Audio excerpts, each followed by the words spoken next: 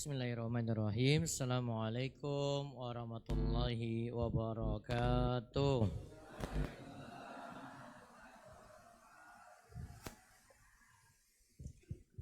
Alhamdulillahi rabbil alamin. Hamdan katsiran thayyiban mubarakan fi kama yuhibbu rabbuna wa yardah. Wa asyhadu an la ilaha illallah wahdahu la syarikalah. Wa asyhadu anna Muhammadan abduhu wa rasuluh. Allahumma salli ala nabiyyina Muhammad wa ala alihi wa man tabi'ahum bi ihsanin ila yaumiddin. Allahumma inna nas'aluka ilman nafi'a wa rizqan thayyiba wa amalan mutaqabbala. Allahumma inna na'udzubika min ilmin la yanfa wa min qalbin la yakhsha wa min nafsin la tashba wa min da'watin la yustajabu laha. Puji syukur kita panjatkan pada Allah. Selawat serta salam semoga tercurah pada Nabi kita yang mulia, Nabi kita Muhammad sallallahu alaihi wasallam. Bapak dan ibu-ibu sekalian, kita bersyukur pada Allah di tanggal 13 saking bulan Sya'ban 1446 Hijriah bertepatan dengan 11 Februari 2025. Alhamdulillah kita diberikan nikmat oleh Allah untuk duduk dalam majelis. Semoga Allah Subhanahu wa taala memberikan keberkahan, memberikan kita kebaikan yang banyak dengan majelis yang ada pada kesempatan malam hari ini. Yang namanya berkah itu kata para ulama langgengnya kebaikan, juga kebaikan itu bertambah, yaitu kebaikan terus ada dan kebaikan itu bertambah. Mudah-mudahan kita terus diparingi kebaikan dan Allah tambahkan terus dengan kebaikan yang banyak, dan mudah-mudahan kita terus diberikan istiqomah dan diberikan husnul khatimah. Dan kita mohon pada Allah semoga yang dalam keadaan sakit Allah beri kesembuhan dengan segera, yang dalam keadaan penyakit kronis mudah-mudahan diangkat penyakitnya tanpa meninggalkan bekas. Mudah-mudahan yang dalam kesulitan ekonomi, pekerjaan, terbebani utang, mudah-mudahan Allah memberikan rezeki yang halal, terbuka pintu rezeki untuk tutupi utang-utang dan kesulitan yang ada. Dan mudah-mudahan Allah lepaskan dari kesempitan, kesulitan di dunia maupun di akhirat untuk kita semuanya. Allahumma amin.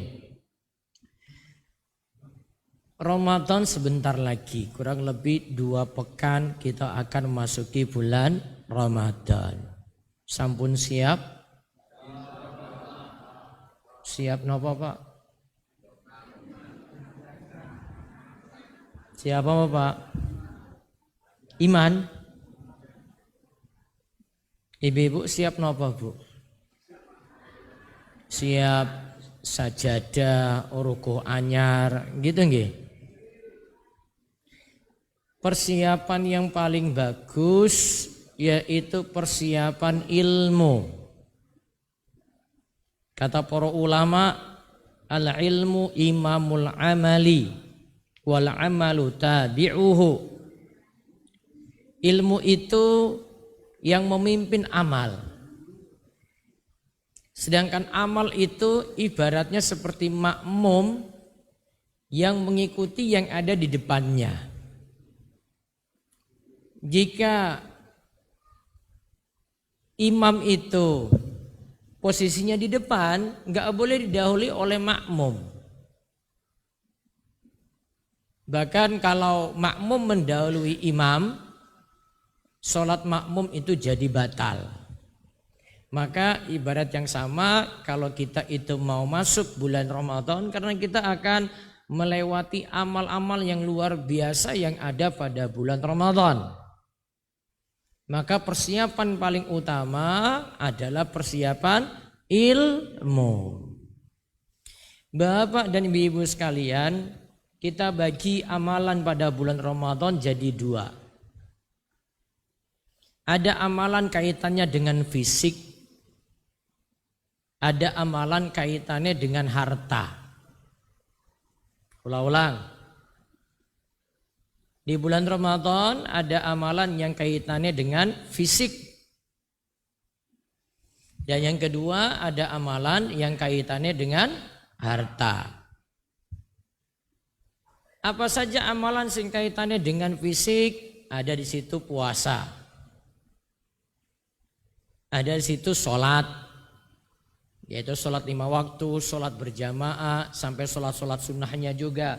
Sholat tarweh, sholat rawatib, sholat duha, sholat witir.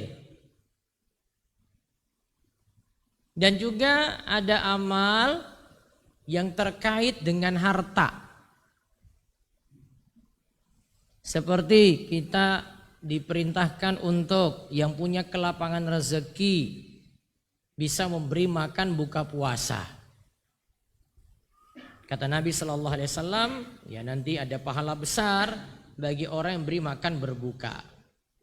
Juga ada yang kaitannya dengan kewajiban zakat. Nanti ada zakat terkait dengan badan dan ada zakat terkait dengan harta.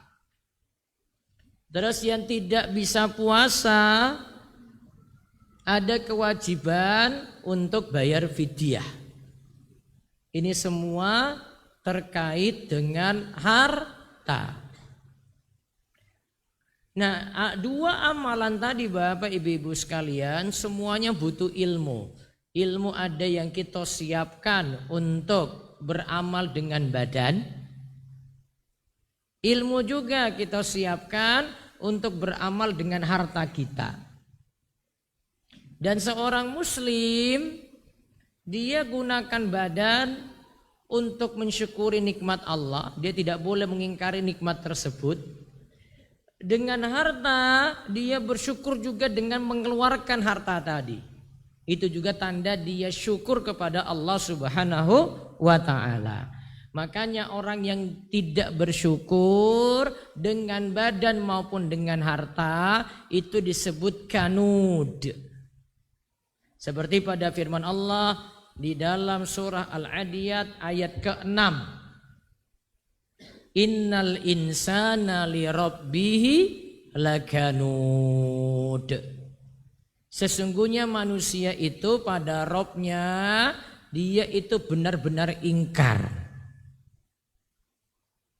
Apa yang dimaksud ingkar? Tidak berterima kasih kepada Allah. Padahal wes diparingi umur panjang, diparingi sehat terus, nggih niku nikmat nggih. Dikasih rumah, dikasih kendaraan, dikasih ternak. Sapa sing duwe sapi?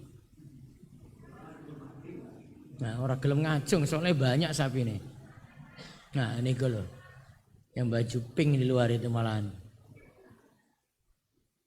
Sudah dikasih banyak nikmat, tapi sifat manusia itu innal insana li rabbihi lakanud. Sesungguhnya manusia itu ingkar pada Rabbnya. Kata Syekh As-Sa'di, dia ingkar bisa jadi dia tidak berterima kasih dengan badannya.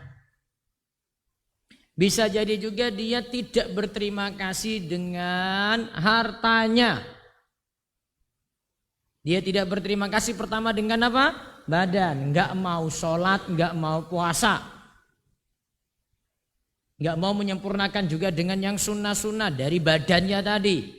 Wonten tarweh, witir, duha, rawatib.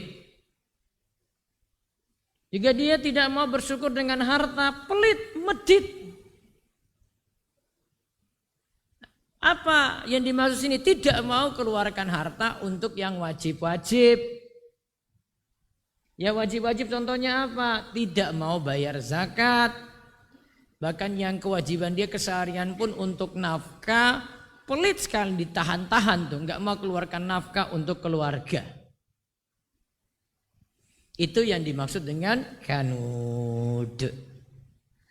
Nah sekarang kita bagi tadi amal jadi dua tadi nggih. Apa tadi yang pertama? Amal dengan badan dan amal dengan harta. Amal dengan badan Itu contohnya tadi yang kalau sebut amalan puasa di bulan Ramadan.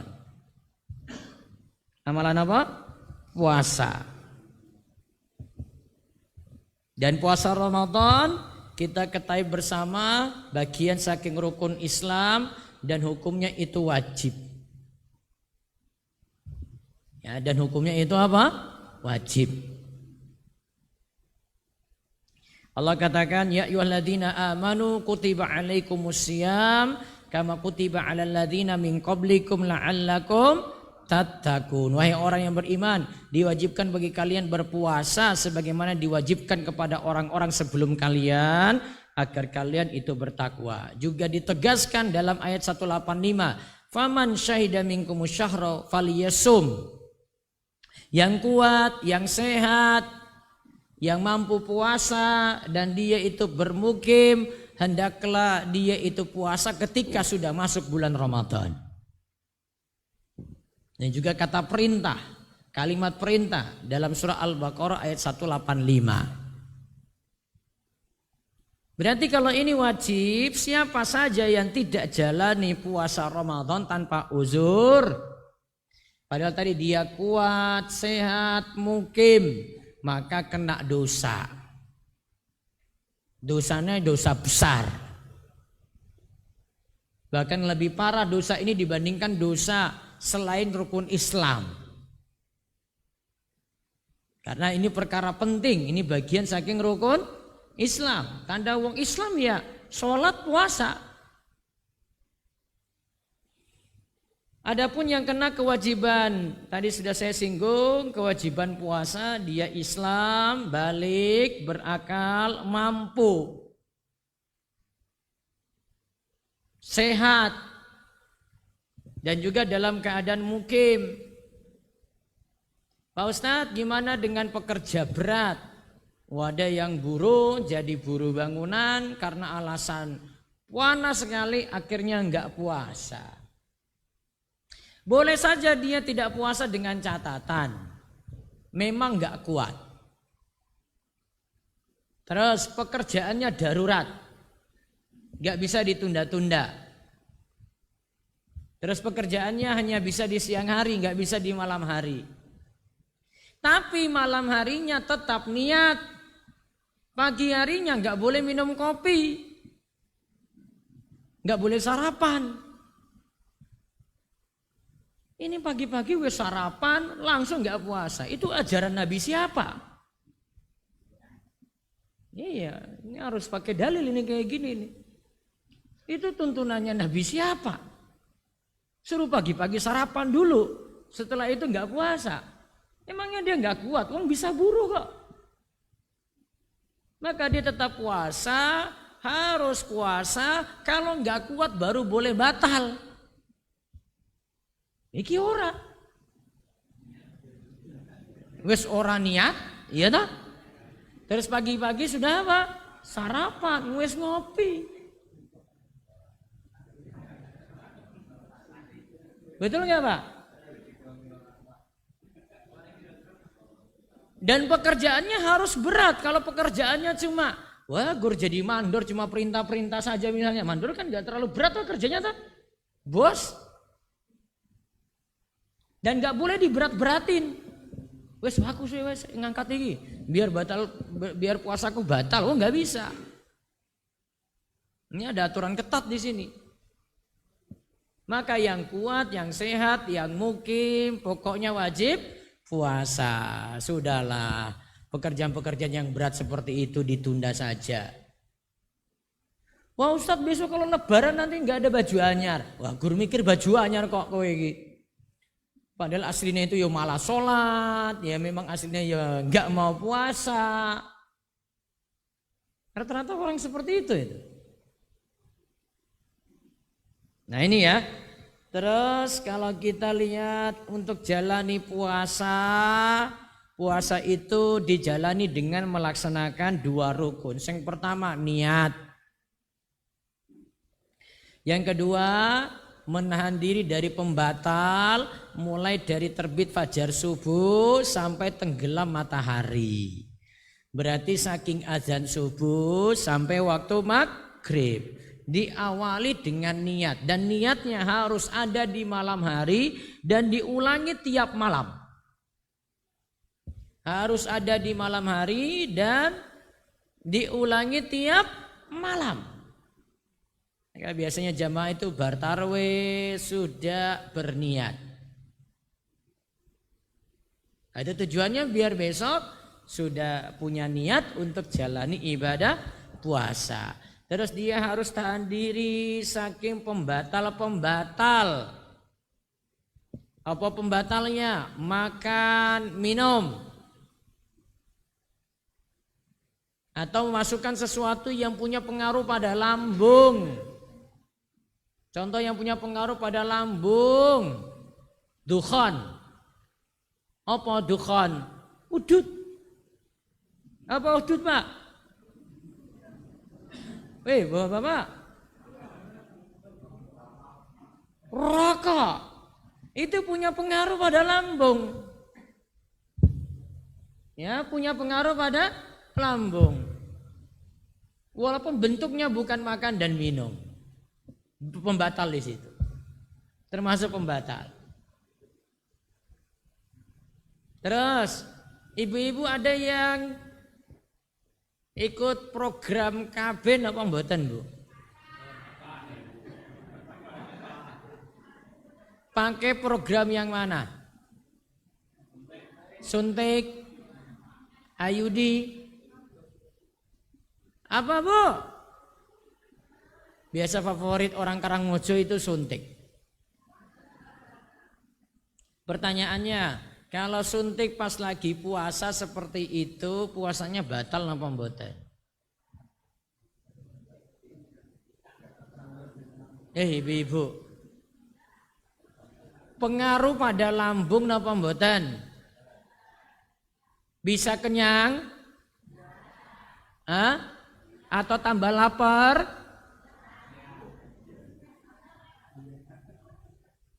Kalau tidak ada pengaruh berarti tidak masuk pembatal. Tapi baiknya ditunda aja di malam hari. Untuk suntiknya.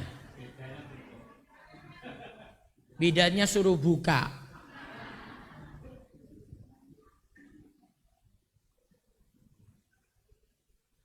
Terus yang termasuk pembatal lagi adalah muntah dengan sengaja. Dia masukkan tangan ke dalam mulut dengan sengaja sampai keluarkan makanan-makanan dalam perut. Dengan sengaja dia lakukan, puasanya batal. Orang gila walaupun cuma 1 jam, setelah 1 jam sadar lagi. Puasanya batal karena hilang kesadaran. Tapi kalau orang tidur, tidurnya dari bar subuh sampai maghrib. Orang hidup tenan iki. Bar subuh turu, tekan apa? Azan maghrib tenan. Allahu Akbar, lagi tangi itu. Jam pira iki? Jam 6.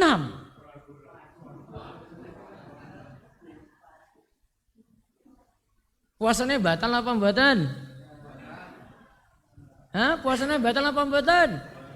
Mboten batal. Tapi yo terlalu. Dan dia ketika itu belum sholat zuhur, belum sholat ngasar, harus segera kerjakan baru dia sholat maghrib. Tapi bisa jadi seperti itu. Jangan-jangan jenengan besok di Ramadan kayak gitu tuh. Bar subuh turu, ora tangi blas. Tangine pas azan apa? Maghrib.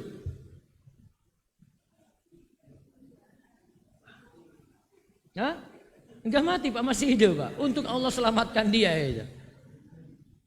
Orang yang murtad juga di sini puasanya batal. Begitu juga ibu-ibu yang datang haid, nifas atau melahirkan, puasanya batal. Iya toh Bu? Berarti kalau jenengan pakai suntik terus tadi keluar flek, puasa batal mboten? Tergantung fleknya itu apa.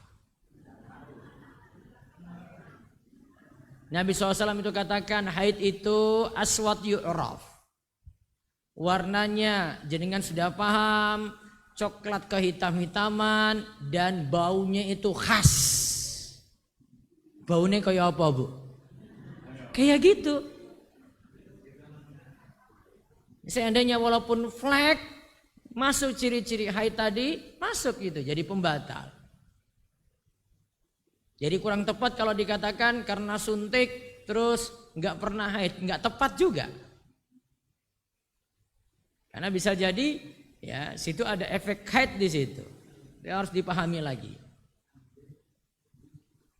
Nah maka tadi siapa yang makan, minum dengan sengaja puasanya batal. Tapi kalau dalam keadaan lupa dimaafkan. Mana siya wa wasaimun fa akala aw syariba falyutimma shaumahu fa innahu atmahu Allah wasaqahu. Siapa yang lupa dalam keadaan puasa terus dia makan sak piring, dia minum sak gelas, maka hendaklah dia sempurnakan puasanya, berarti makan dan minumnya dimaafkan. Dia lanjutkan puasa karena Allah yang kasih dia makan, Allah yang kasih dia minum. Asalkan benar-benar lupa.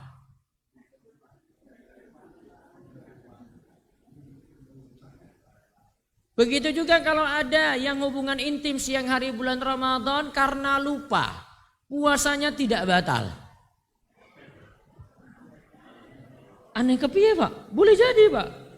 Dia bangun tidur langsung, ya Allah kita lupa ternyata. Sudah lakukan itu, benar-benar lupa dua-duanya.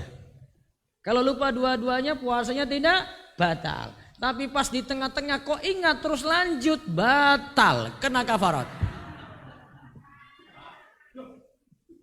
Waduh kepiye Pak? Waduh nanggung itu terus lanjutkan, batal kena kafarat. Yang baiknya lagi dihindari, ini dikatakan makruh. Makruh berarti nanti kurangi pahala puasa. Di antaranya di sini terlalu banyak memasukkan air ketika kumur-kumur dan menghirup air ke hidung. Berarti airnya dikurangi. Juga termasuk makruh di sini merasakan makanan, makanannya dicicipi, enak. Walaupun dilepeh, kecuali dalam keadaan butuh. Siapa yang butuh? Yang masak. Siapa yang masak? Ibu-ibu. Kok tiba-tiba suaminya masuk nyoba masakan? Untuk apa? Enggak perlu. Yang perlu cuma yang masak saja.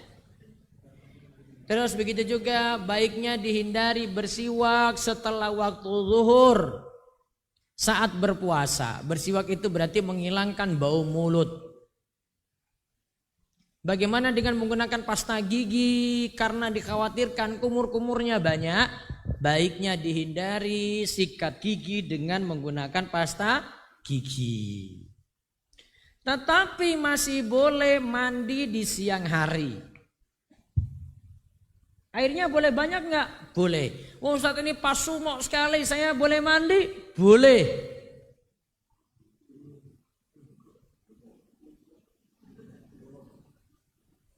Terus ada yang ludahnya tertelan selama bukan bercampur dengan makanan, sah-sah saja puasanya. Begitu juga kalau ada yang saya kemarin sebut di Masjid Nurul Yatim, jika malam harinya junub kemudian masuk subuh dalam keadaan junub belum mandi, segera dia mandi, itu pun boleh. Namun disunahkan mandi sebelum datang subuh untuk yang punya kewajiban mandi junub. Ustaz, gimana kalau berenang saat puasa? Kalau nggak bisa berenang jangan coba-coba. Langsung kelelep masuk air semuanya, sudah tahu nggak bisa, nekat. Kalau air masuk dengan sengaja seperti itu batal.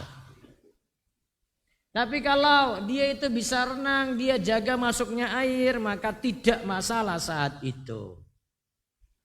Jamaah sekalian yang semoga Allah rahmati dan Allah Subhanahu wa taala berkahi. Kemudian puasa kita semakin sempurna lagi kalau kita makan sahur. Makan sahurnya paling bagus mepet-mepet waktu subuh. Terus kita buka puasanya yang paling bagus sudah azan maghrib segera batal. Dan kalau ada kurma di situ berbuka dengan kurma lebih bagus. Kalau ada. Jadi kan pernah rasakan kurma mboten? Dari mana? Dari pondok mana? DS. Berarti bulan Ramadan purun nih.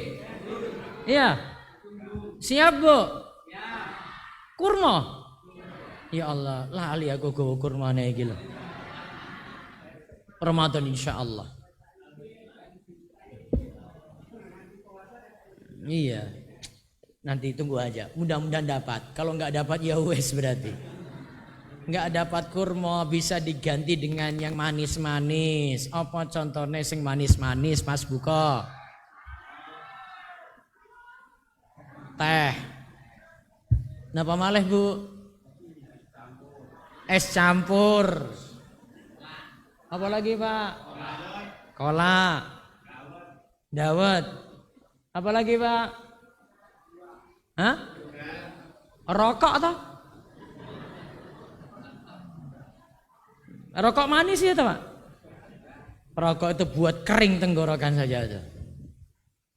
Terus yang disunahkan lagi, diperintahkan untuk jaga lisan, kurangi gibah, kurangi rasani wong ya wahai ibu-ibu.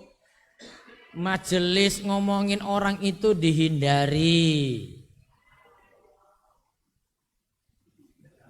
Kadang itu di bulan Ramadan kalau nggak ketemu offline, ketemunya online. Malah di grup WhatsApp rasani wong itu, coba lihat. Itu dihindari saat puasa. Terus di bulan puasa lagi perbanyak tilawah Al-Quran. Karena di bulan Ramadan itu disebut juga bulannya Al-Quran, fokus pada Al-Quran. Sebagaimana Nabi SAW itu prakteknya seperti itu dengan malaikat Jibril. Kemudian sunahnya lagi ketika berbuka kita berdoa. Dan diantara doa ketika buka puasa itu adalah Dhahabadh dhama'u wa batallatil uruku wa sabatal ajru insyaallah. Nah itu amalan di bulan Ramadan ditambah lagi tadi kulo sebut sholat, berarti sholat wajib dijaga yang 5 waktu, terus lengkapi lagi dengan sholat sunnah seperti sholat tarweh. Man qama ramadhana imanan wa ihtisaban ghufira lahu ma taqaddama min dzambi. Siapa yang melaksanakan sholat tarawih di bulan Ramadan atas dasar iman dan pahala dari Allah, maka dosa-dosanya yang telah lalu akan diampuni. Terus sholat tarawih ini ditutup dengan sholat witir.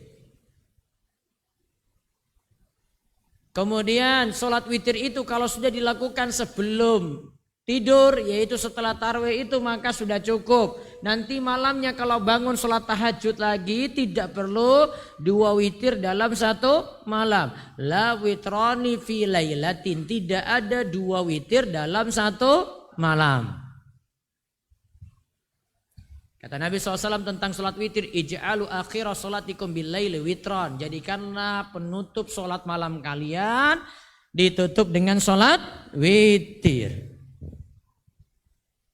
Nah itu sekadar untuk amalan-amalan dengan badan. Terus ada amalan lagi dengan harta. Ya, ada amalan kita dengan harta. Yang perlu kita pahami pertama dulu, harta itu hanya titipan. Allah sebut wa atuhum mimma lillahi allazi atakum. Dan berikanlah kepada mereka sebagian dari harta yang harta Allah yang dikaruniakan oleh Allah kepadamu. Maka harta kita itu sejatinya milik Allah. Berarti yang kita pegang itu hanya apa? Titipan. Kalau itu hanya titipan berarti sewaktu-waktu bisa diambil. Terus Allah puji orang-orang yang mau sedekahkan dengan istilah qardhan hasanan, memberikan pinjaman yang baik seperti disebutkan dalam surah Al-Hadid ayat ke-11. Man dzalladzi yuqridullaha qardhan hasana fayudha'ifahu lahu walahu ajrun karim. Barang siapa memberi pinjaman kepada Allah dengan pinjaman yang baik. Maksudnya apa? Berinfak, sedekah di jalan Allah, maka Allah akan lipat gandakan balasan pinjaman itu. Tenang saja, nantinya Allah akan ganti pinjaman tadi. Karena kan namanya pinjaman pasti akan balik. Dan ini Allah yang janjikan.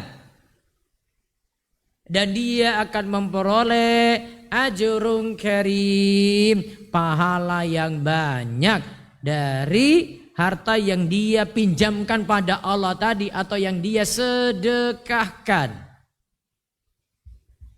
Maka enggak usah khawatir, kalau kita keluarkan harta Allah akan ganti. Disebutkan dalam surah Saba ayat 39. Wa ma anfaqtum min syai'in fa huwa yukhlifu wa huwa khairur raziqin. Dan barang apa saja yang kamu nafkahkan, maka Allah akan menggantinya, dan Allah lah pemberi rezeki yang sebaik-baiknya. Nabi SAW juga pernah katakan pada seorang sahabatnya yang bernama Bilal, anfik Bilal wala taksha min zil arsy iklalan. Berinfaklah wahai Bilal, jangan takut harta itu kurang, harta itu berkurang, karena ada Allah yang maha mencukupi, Allah yang memiliki arsy. Nah, apa saja harta yang kita keluarkan di bulan Ramadan bisa kita keluarkan dengan beri makan buka puasa. Kata Nabi SAW, man fatara sha'iman kana lahu mislu ajrihi ghaira annahu la yanqusu min ajri sha'im syai'a. Siapa memberi makan orang yang berpuasa, maka baginya pahala seperti orang yang berpuasa tersebut, tanpa mengurangi pahala orang yang berpuasa itu sedikit pun juga. Berarti kalau kasih makan buka puasa, kita dapat pahala dari orang yang berpuasa. Tapi ini sayangnya kadang itu di masjid sudah ada buka puasa, tapi yang hadir itu bocah-bocah. Si bocah-bocah niki puasa apa mboten? Sudah kena kewajiban puasa? Belum. Maka saran saya kalau bisa itu yang beri buka puasa, yang hadir juga adalah orang yang puasa, biar dapat pahala puasa yang sempurna. Terus yang berikutnya lagi, selain beri buka puasa, ada di situ bayar zakat fitrah. Bayar apa? Zakat fitrah.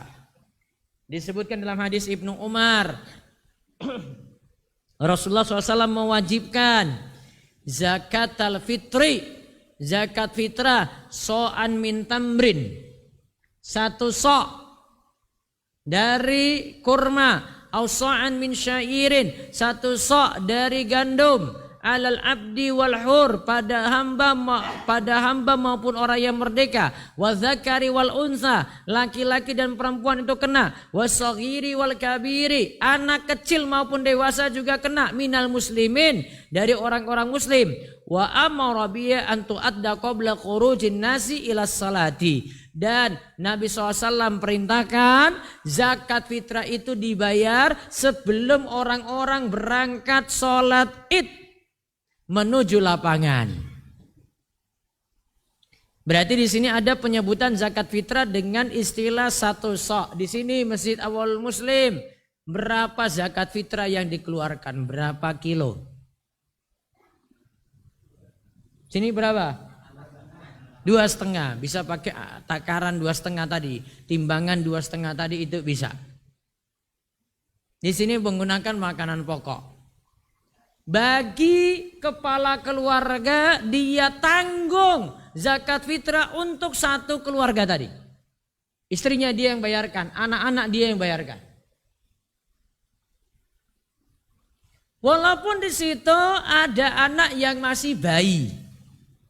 Karena zakat fitrah itu istilahnya adalah zakatul abdan, zakat badan. Karena terkait dengan badan, bukan terkait dengan harta.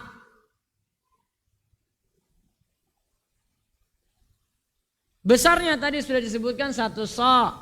Pengeluarannya harus sebelum sholat id. Tolong para takmir perhatikan baik-baik. Jangan sampai ada beras masih tersisa di masjid karena lupa disalurkan. Ini nggak boleh. Amanat itu. Terus bagi yang punya harta nanti ada namanya zakat mal. Zakat terkait dengan harta. Ini yang punya harta saja. Ustadz, ada anak kecil yang kaya punya harta banyak, kena hartanya. Karena bukan dilihat dari orang, namun dilihat dari apa? Harta. Ustadz, ini ada orang yang stres, dia itu gila, tapi dia punya harta 1 miliar. Maka hartanya kena zakat. Namun kena zakat di sini kalau terpenuhi syarat-syaratnya. 1, harta itu dimiliki. Berarti kalau harta itu tidak dimiliki karena masih ada pada orang lain. Contoh utang yang gak balik-balik. Pak, Bu, ada jenengan pinjamkan uang ke orang, uangnya gak balik-balik. Ada? Ada yang jadi korban di sini? Sedikit apa banyak utangnya, Pak? Hah? Sedikit, alhamdulillah masih sedikit. Mudah-mudahan 100.000 bukan 100 juta. Uang yang ada di dia gak balik-balik itu gak kita miliki. Sehingga tidak masuk dalam hitungan zakat. Yang kedua, harta tersebut sudah mencapai nisab. Kadar minimal harta itu kena zakat. Bagi yang punya sapi kalau sudah punya 30 ekor. Bagi yang punya kambing kalau punya 40 ekor. Ada di sini? Enggak ada, berarti masih miskin. Belum punya 30. Belum punya 40. Berarti masih orang susah. Contoh lagi, punya harta emas, perak. Emasnya itu kalau punya 85 gram emas murni. Ibu-ibu punya? Punya, Masya Allah. Ibu-ibu punya berapa gram di rumah, Bu?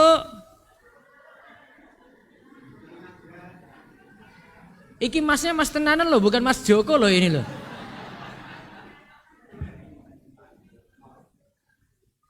...85 gram tadi. Perak 595 gram.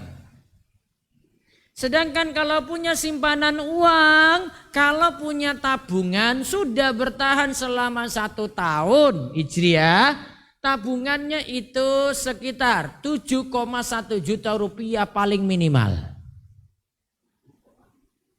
7,1.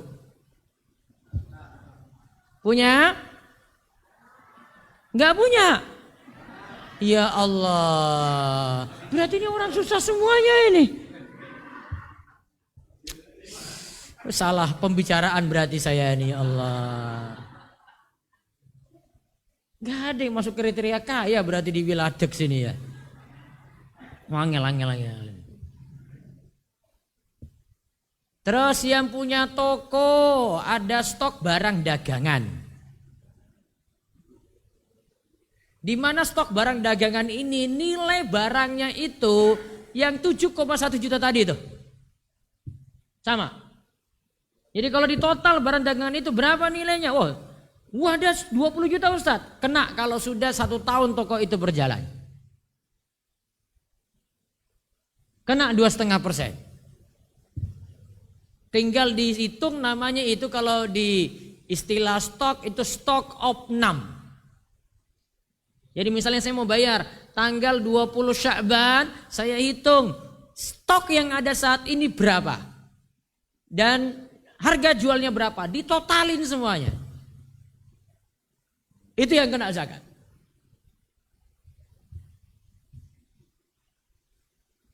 Kalau belum nyampe nilai 7,1 juta tadi berarti nggak kena. Jelas ini? Oke, itu namanya zakat mal. Zakat mal kalian zakat fitrah nanti penyalurannya itu ke 8 golongan yang disebutkan dalam surat At-Taubah ayat 60. Surat apa?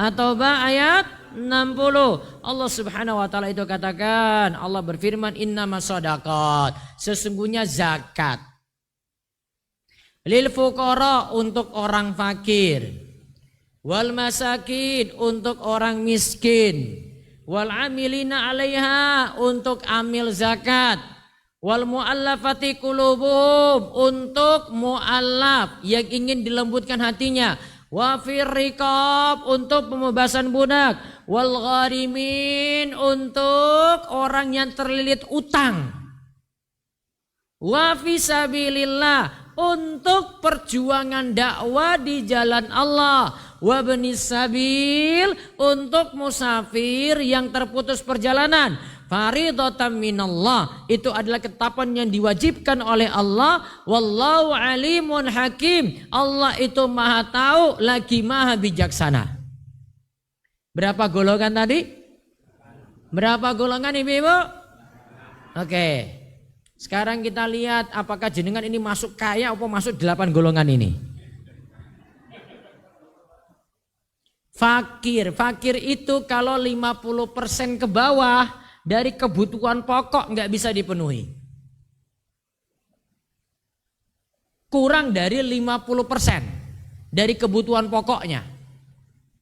Sedangkan kalau miskin 50-99% saja yang bisa dipenuhi. Nggak bisa 100%. Berarti lebih susah fakir dibandingkan dengan miskin. Kalau saya lihat sih orang Miladek ini nggak masuk fakir, nggak masuk miskin.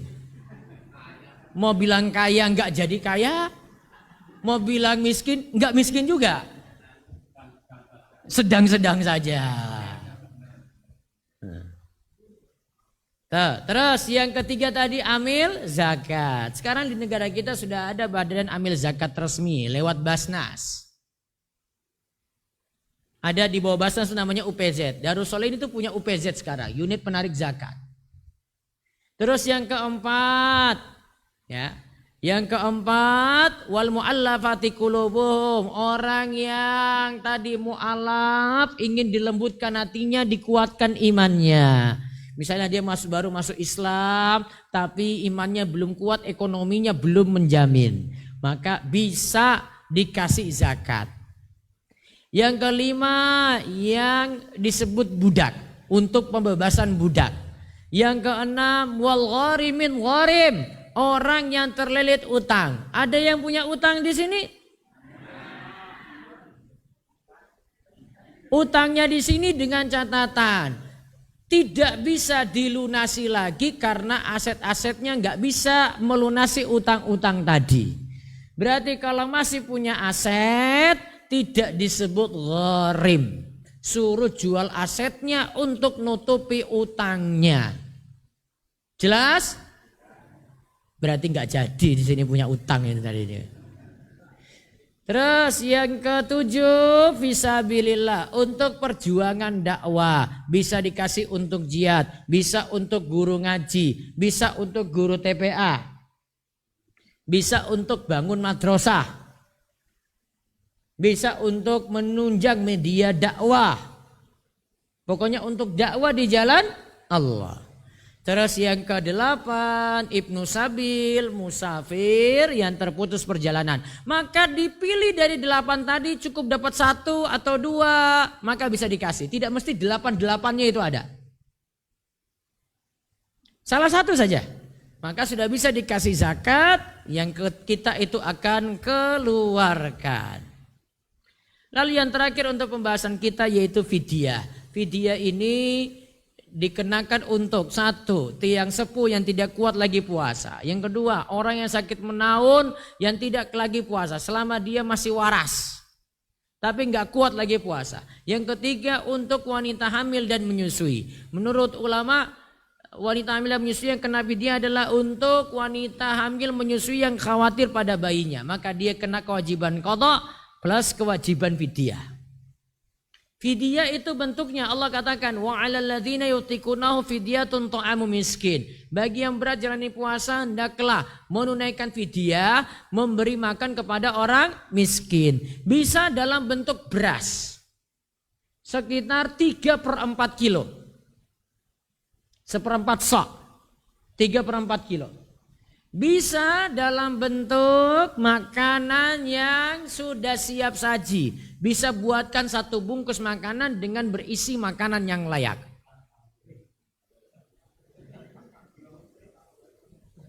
Oke, itu tentang fidyah. Maka nggak perlu khawatir kalau kita itu keluarkan harta di jalan Allah, dikeluarkan tetap dihitung pahala walaupun harta itu berkurang. Namun sejatinya kata Nabi SAW, mana kosot sodaqotun min mal, harta itu tidaklah berkurang lantaran sedekah. Mudah-mudahan Allah kuatkan kita dengan badan, dengan harta sehingga kita bisa sukses jalani Ramadan besok, dan mudah-mudahan amalan kita diterima oleh Allah Subhanahu wa taala. Silakan jika ada yang mau bertanya, monggo. Silakan. Kalau enggak ada ya saya pulang.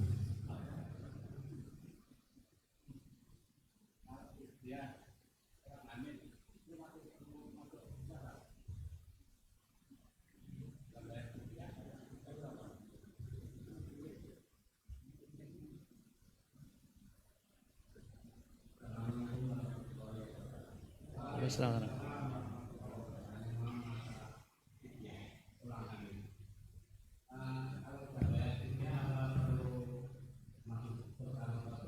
Apa? Tergantung rinciannya.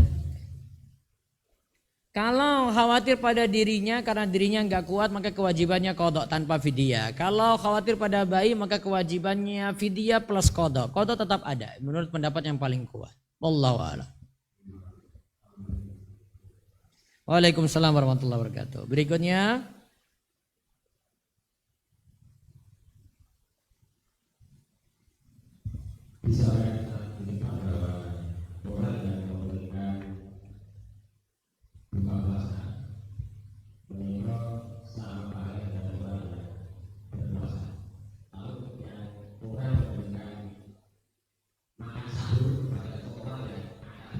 sama, dapat pahala memberikan makan. Dan berarti dia juga menyokong orang yang berpuasa, mudah-mudahan dapat pahala berpuasa juga.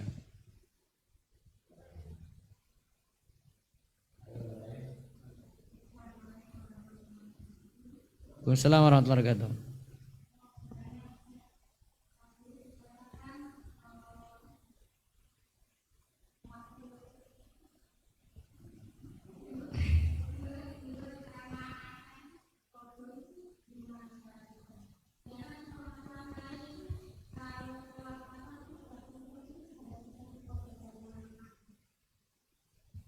Di jamak kali Bu.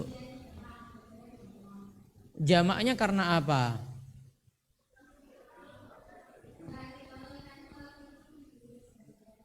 Oh itu kan karena kelupaan. Itu istilahnya bukan jamak, bukan qashar, bukan. Ganti semua sholat yang terlewati.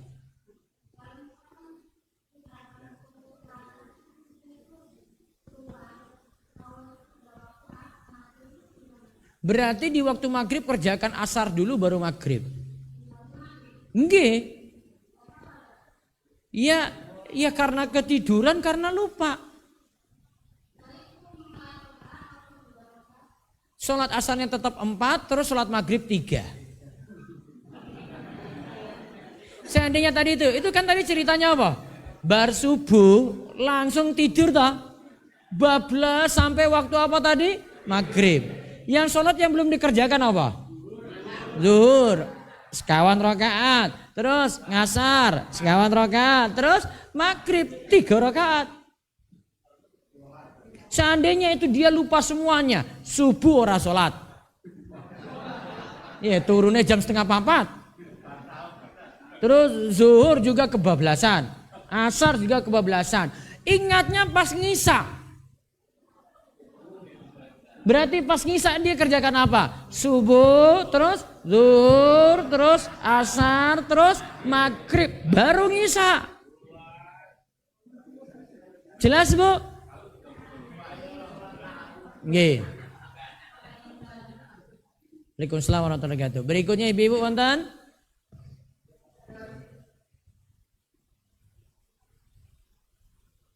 Ada ibu-ibu?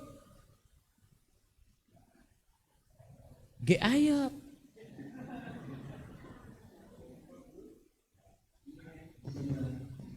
Pundi Pak? Di mana orangnya? Oh, Waalaikumsalam warahmatullahi wabarakatuh.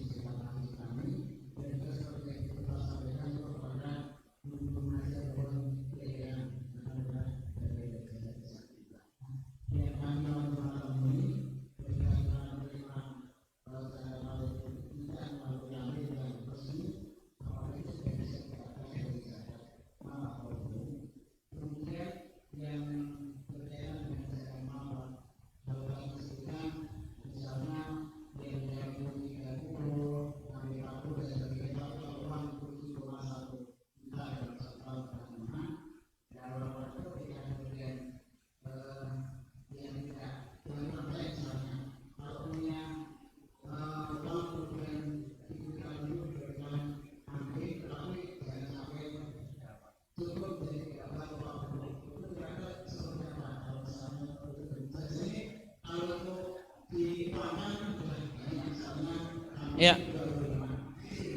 Ternak di Gunung Kidul saya sepakat tidak kena zakat dikarenakan syarat ternak yang kena zakat pakannya harus gratis. Sifat pakannya itu jadi sapi atau kambingnya dilepas di padang rumput, rumputnya gratis. Dia keluar pagi terus sore balik lagi ke kandang lagi. Tapi dilepaskan di padang rumput yang gratis. Seperti itu ternak di Gunung Kidul? Tidak. Maka tidak masuk saimah, tidak masuk dalam hewan ternak tadi. Selesai. Jadi nggak usah bahas yang saya ceritakan tadi.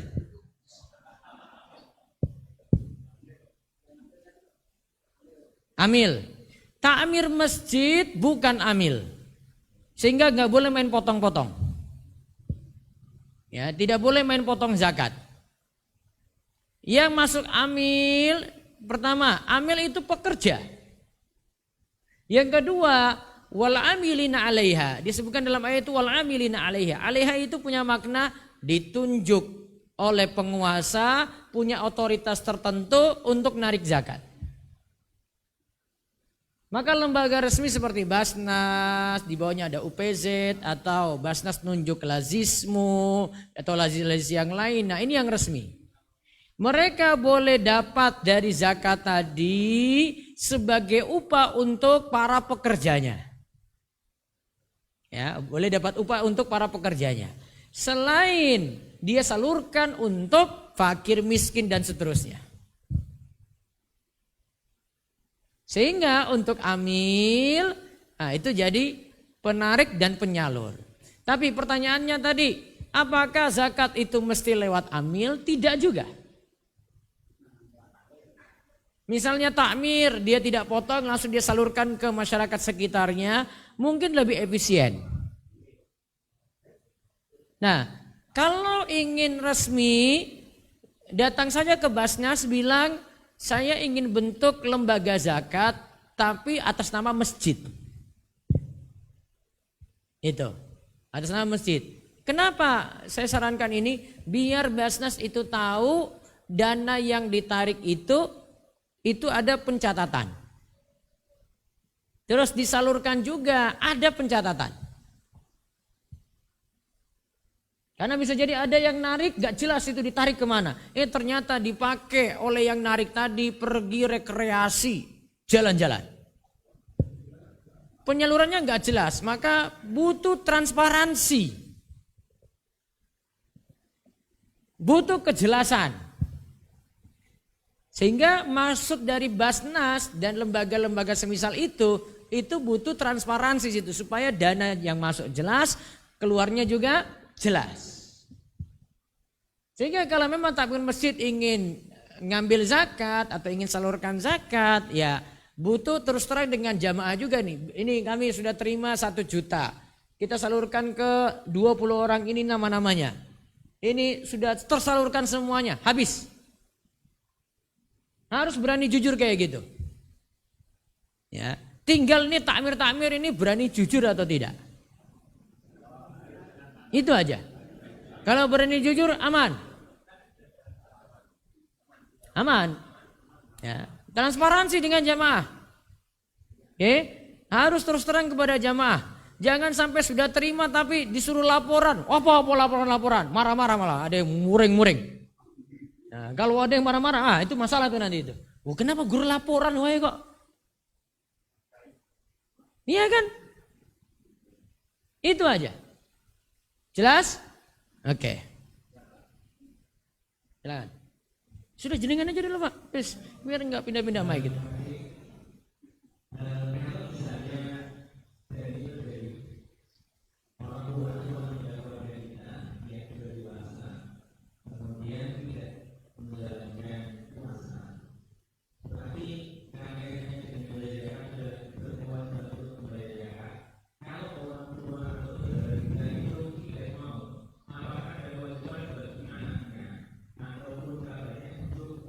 Kalau anak-anak memang menanggung nafkah orang tuanya, baiknya anak-anak yang bayarkan. Jadi zakat fitrah itu ditanggung oleh yang nanggung nafkah. Gitu.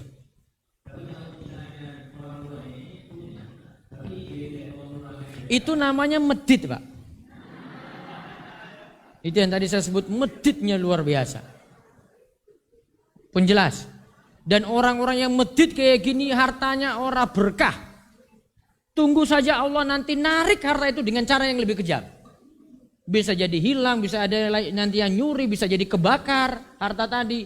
Allah punya cara-cara sendiri. Bisa jadi Allah kasih penyakit, uangnya keluar juga sama. Entek juga Pak. Maka jangan jadi orang medit kayak gitu. Jelas? Tapi takmir gak usah maksa. Biar aja, dia gak mau bayar. Ya wes. Gitu. Nanti ada hukuman sendiri di dunia maupun di akhirat. Ya, untuk orang-orang yang medit tadi itu. Oke? Mudah-mudahan yang medit-medit ini dengar nih malam ini nih. Mudah-mudahan.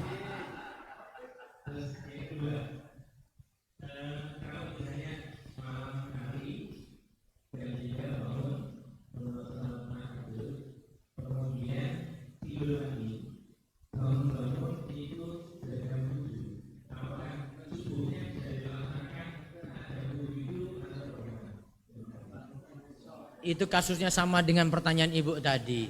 Qodok sholat. Qodok sholat itu artinya mengerjakan sholat di luar waktu. Jadi kerjakan jam 7 tadi segera. Besok jangan diulangi lagi. Terus, enggak Pak? Waalaikumsalam warahmatullahi wabarakatuh.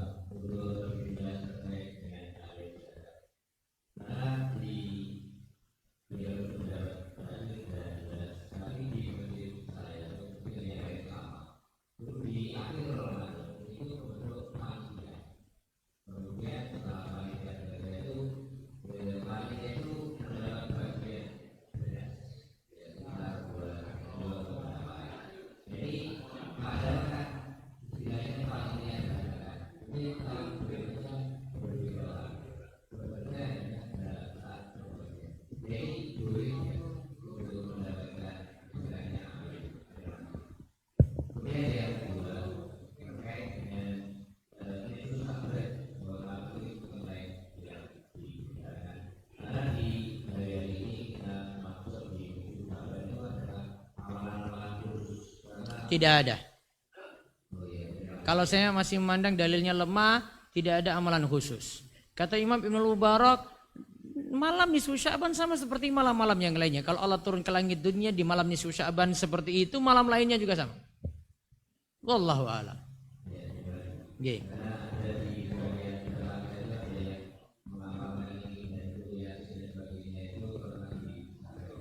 Nggih. Nggih, enggak perlu.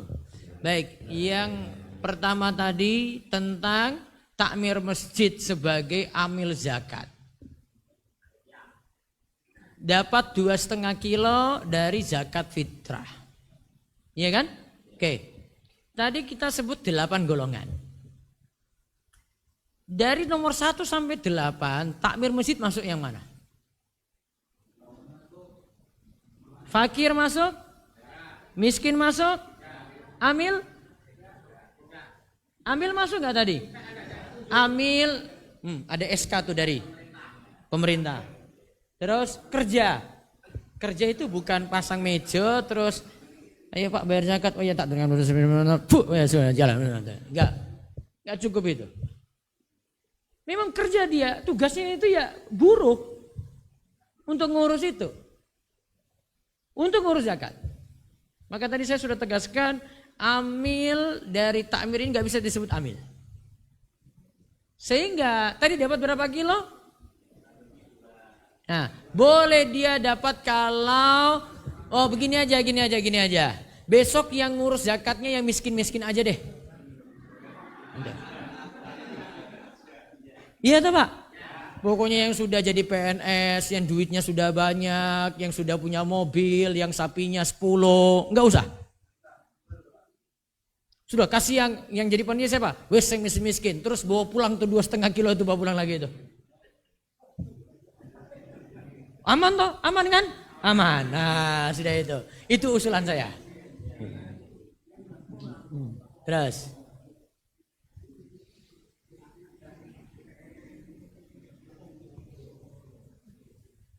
Ya, ibu-ibu dulu ya. Ibu dulu. Waalaikumsalam warahmatullahi wabarakatuh.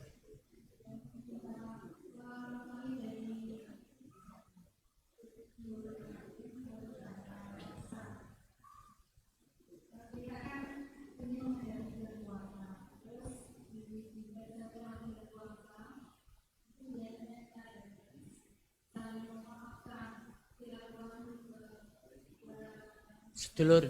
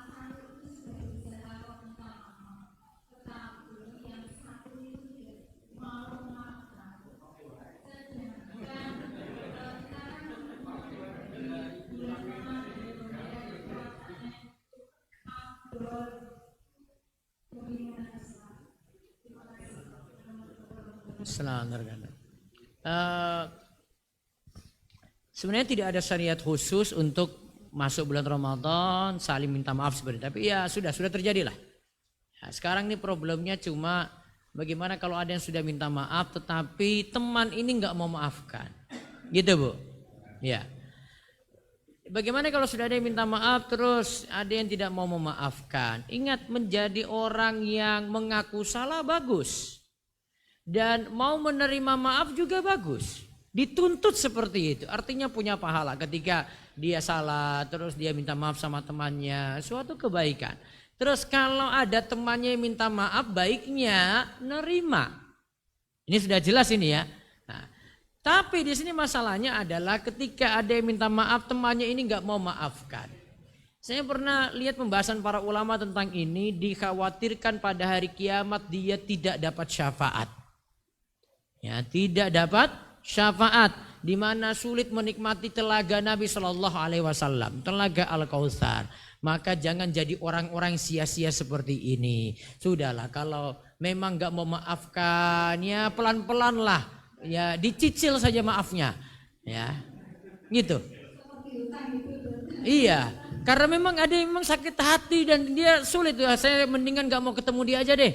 Nah itu namanya nyicil itu. Tapi kalau bisa berlapang dada untuk memaafkan orang lain walaupun berat. Nggih, gitu ya.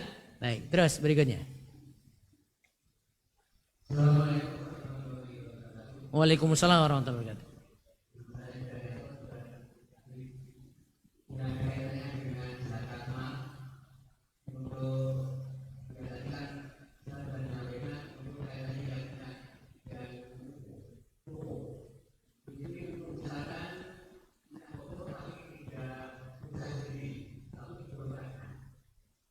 Berarti dari hasil kontrakannya. Hasil kontrakannya berupa uang kan? Uang dimasukin ke simpanan tabungan jenengan. Digabung nanti bayarnya. Kalau memang rutinitasnya di bulan Ramadan berarti bayar di bulan Ramadan. Total tabungan yang ada dikalikan 2,5%. Ya.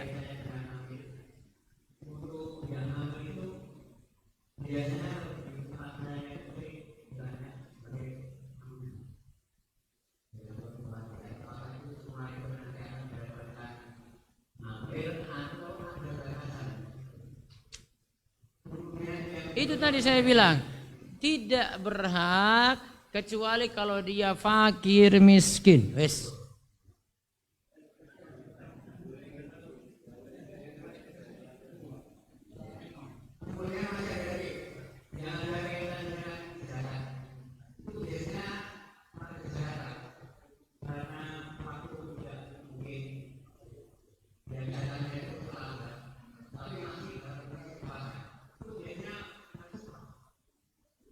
Zakat apa ini? Zakat apa? Sebagian ulama masih bolehkan itu. Ya sudah, diterima saja.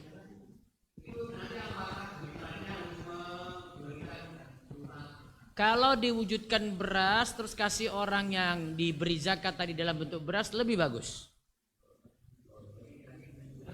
Ya, lebih bagus itu.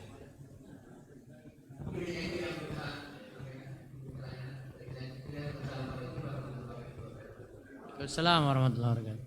Terima kasih Pak Wato dan Pak Mungkin. Assalamualaikum warahmatullahi wabarakatuh.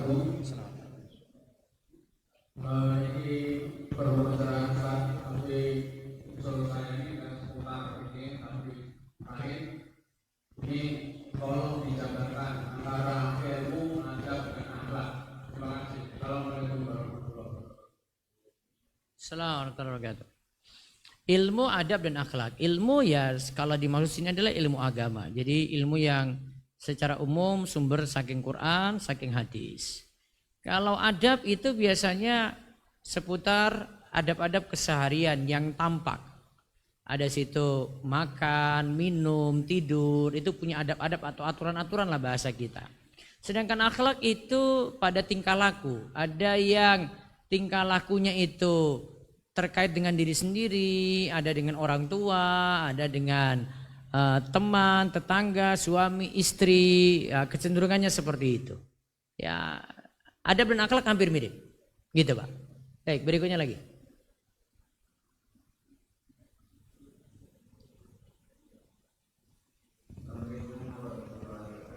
Waalaikumsalam warahmatullahi wabarakatuh.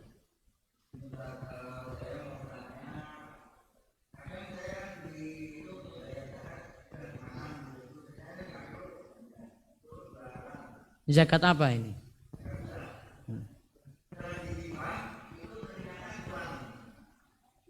Aslinya dibilang berapa kilo?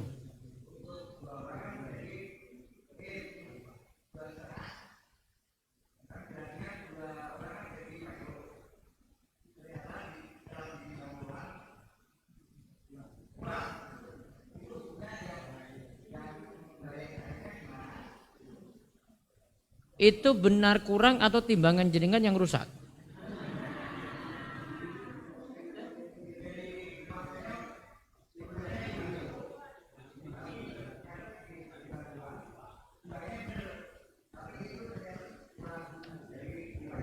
Berapa kilo kurangnya?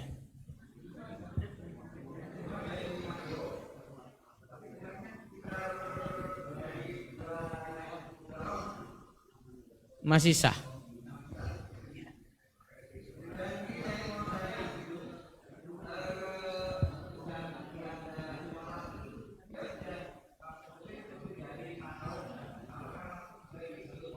Ketika dia masuk muslim tadi benar-benar imannya kuat, rajin sholat, rajin puasa atau tidak? Rajin. Kaya atau tidak dia? Kaya, mampu atau tidak? Sudah, nggak usah dikasih zakat lagi. Karena nggak perlu dibujuk lagi hatinya kan? Terus. Waalaikumsalam warahmatullahi wabarakatuh.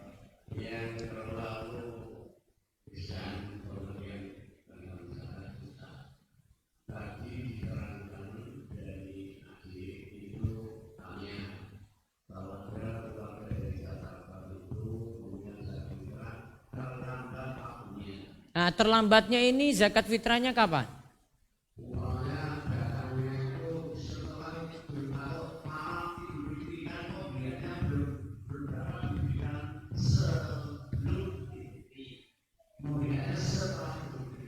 Setelah sholat tidak sah untuk zakat fitrahnya.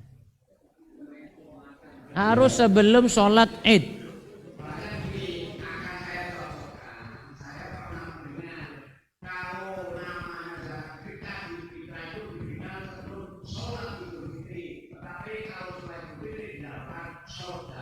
Dinamakan sodako biasa tapi harus ditunaikan karena itu haknya orang miskin.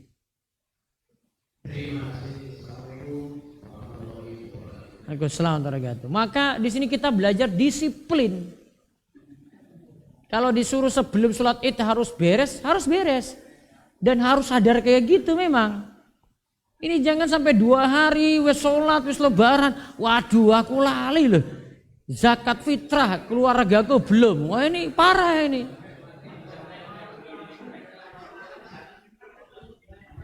Gitu nggih?